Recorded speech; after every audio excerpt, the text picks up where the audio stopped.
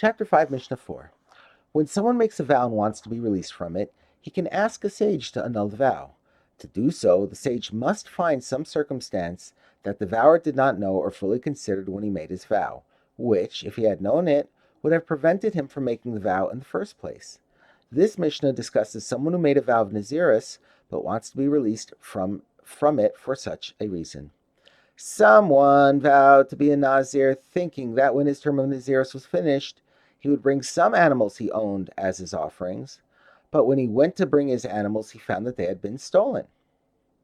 Since he will now have to buy new animals for his offerings, he wishes to be released from his vow, because he never would have made the vow in the first place had he known that those animals would be stolen and he would have to buy new ones.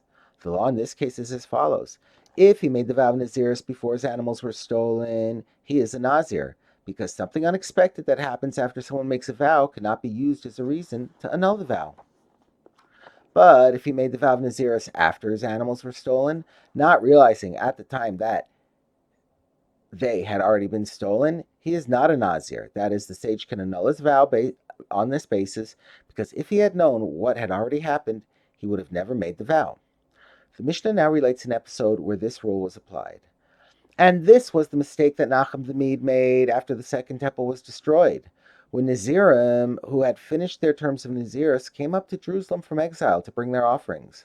And when they arrived, they found that the temple had been destroyed, which meant that they could not bring their offerings and would have to remain Nazirim forever.